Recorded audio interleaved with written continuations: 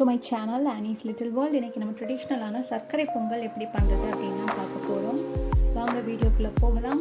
First சர்க்கரை பொங்கலுக்கு தேவையான பச்சரிசியும் சிறுபருப்பும் நம்ம எடுத்துக்கிறோம். 2 கப் பச்சரிசிக்கு 1 கப் சிறுபருப்பு நான் எடுத்துருக்கிறேன். அதாவது அரிசியும் பருப்பும் 2:1 ரேஷியோவில் நான் வந்து எடுத்துக்கிறேன். ஸோ டோட்டலாக 3 கப்ஸ் எடுத்துருக்கோம். இதை வந்து நல்லா தண்ணி விட்டு ஒரு 3 டைம்ஸ் வாஷ் பண்ணிக்கிறேன். அதில் நான் வந்து கடைசியாக கழுவுற தண்ணியை வந்து தனியாக ஒரு பவுல் எடுத்து வச்சுக்கிறேன். அது வந்து நம்ம பொங்கல் கூட ஆட் பண்ணிக்கலாம். இப்போ ஸ்டவ் ஆன் பண்ணிவிட்டு பொங்கல் பண்ணுறதுக்கான பானை எடுத்து வச்சாச்சு. இப்போ இதில் ஒரு பவுல், நம்ம அரிசி அளந்த பவுலில் ஒரு பவுலுக்கு வந்து பால் எடுத்துக்கிறேன். இன்னொரு பவுல் வந்துட்டு நம்ம அரிசி அலசணும்ல, கடைசியாக அலசினா அந்த தண்ணி நான் எடுத்துருக்கிறேன். இது போக 6 கப் தண்ணி நான் சேர்த்துக்கிறேன். ஸோ நம்ம இப்போ ஆட் பண்ண பால், அரிசி கழுவின தண்ணி, மற்ற தண்ணி எல்லாம் சேர்த்து டோட்டலாக 8 கப்ஸ் நம்ம வந்து ஆட் பண்ணியிருக்கோம். இப்போ வரைக்கும் கொஞ்ச நேரத்தில் நமக்கு இந்த தண்ணியும் பாலும் சேர்ந்து நல்லா பொங்கி வர ஆரம்பிச்சிருச்சு. ஸோ சாரி, நான் வந்துட்டு அந்த பாத்திரத்தை விட்டு பொங்கி வெளியே வழிகிறதுக்கு முன்னாடி ஸ்டவ்வை சிம் பண்ணிவிட்டு நம்ம கழுவி வச்சுருக்கிற அரிசி பருப்பு வந்து ஆட் பண்ணிட்டேன். ஏன்னா எனக்கு வந்து பொங்கி வழிஞ்சு ஸ்டவ் அழுக்காகி அதை க்ளீன் பண்ணுறதுக்கு எனக்கு விருப்பம் இல்லை. ஸோ நான் வந்து நம்ம கழுவி வச்சுருக்க அரிசி பருப்பை வேக போட்டாச்சு.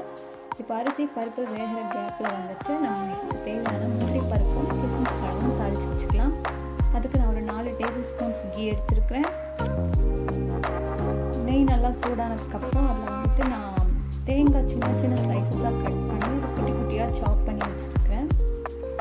அந்த பீசஸ் அதில் போட்டு நம்ம வந்து வறுத்துக்கலாம். இந்த தேங்காய் வந்து ஒரு 3/4 பங்கு நல்லா முறிஞ்சு வரட்டும்.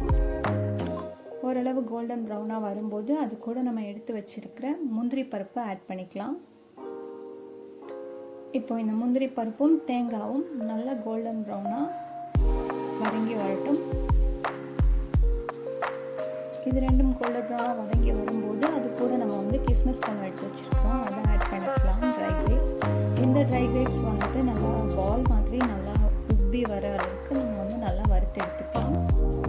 இப்போது நம்ம போட்ட அந்த ட்ரை கிரேப்ஸ் வந்துட்டு இந்த மாதிரி நல்லா ஊதி வந்ததுக்கப்புறம் நம்ம ஸ்டவ் ஆஃப் பண்ணிவிட்டு இதை வந்து இறக்கி வச்சுக்கலாம். இப்போ நம்ம வேக வச்சுருந்த அரிசி பருப்பு நல்லா வெந்துடுச்சு, நல்லா குழஞ்சிருக்கு. பட் அரிசி பருப்பு நல்லா கடிப்படுற அளவில் தான் நான் வந்து வேக வச்சு எடுத்துருக்கிறேன். இப்போ இது கூட நான் வந்துட்டு 2 கப் வெல்லம் எடுத்துகிட்டு அதை ஒரு பவுல் தண்ணியில் கொஞ்சம் சூடு பண்ணி கரைச்சி எடுத்துருக்கிறேன். இப்போ வெல்லத்தில் தூசி இருக்கும் அப்படிங்கிறனால நான் அதை வந்து ஃபில்ட்ரு பண்ணி எடுத்துக்கிறேன்.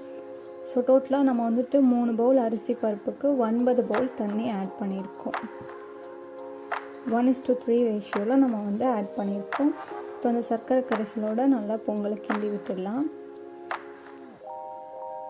இப்போ இந்த பொங்கலுக்கு நான் வந்துட்டு கொஞ்சம் ஏலக்காய் சதைச்சி வச்சுருக்கிறேன், ஒரு 6-7 ஏலக்காய், அது வந்து ஆட் பண்ணிக்கிறேன் மணத்துக்காக.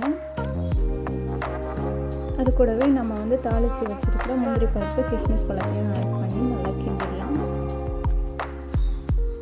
ஓகே, இப்போ ரொம்பவே ஸ்வீட்டான சர்க்கரை பொங்கல் ரொம்ப ஈஸியாக ரெடி பண்ணிட்டோம்.